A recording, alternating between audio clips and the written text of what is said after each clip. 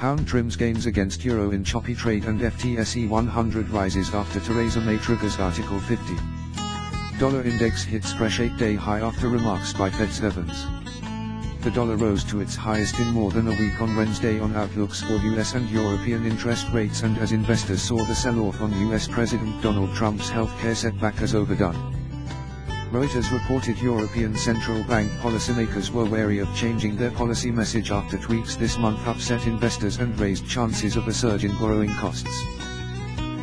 The euro/EUR fell to $1.0741 following the report, its lowest since the 21st of March.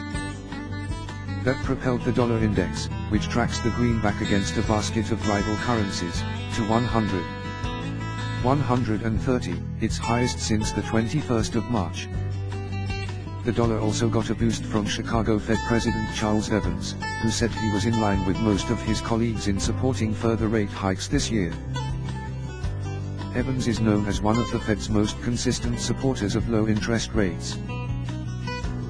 The dollar fell to its lowest in 4 months on Friday after the U.S.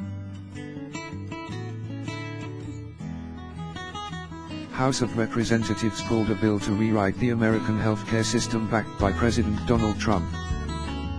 Investors saw it as an indication Trump was likely to have difficulty with other parts of his agenda, including tax reform and fiscal spending that are likely to increase U.S. inflation. Those fears may have been overdone, analysts said, and with Fed officials still lining up to support further interest rate hikes, the dollar is on solid footing. The sell-off in the dollar that we saw in reaction to the news Friday was probably a bit of an overreaction, said Sean Osborne, currency strategist at Scotia Capital in Toronto. The underlying faith in the reflation trade is coming back a little bit today.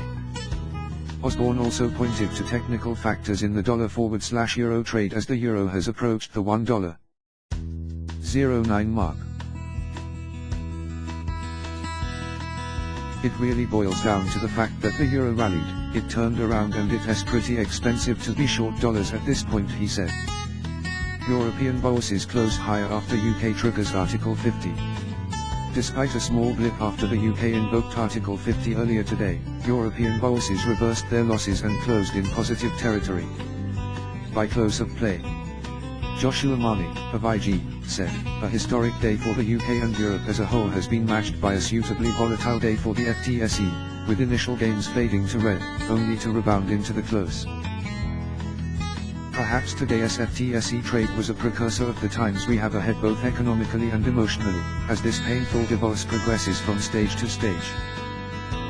First came disbelief, then came denial, calls for a second referendum, and today we moved into the reality phase, as the UK and EU alike realized that there is no going back.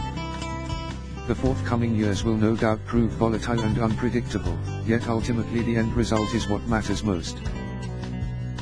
For these negotiations will play a huge role in dictating the future prosperity and unity of the UK. Joshua Marney, of IG, says Theresa May's conciliatory tone minimized sterling volatility when she triggered Article 50 earlier today. In London trading, the pound hit a day's high of $1.2478 against the US dollar, before skidding back to $1.2419.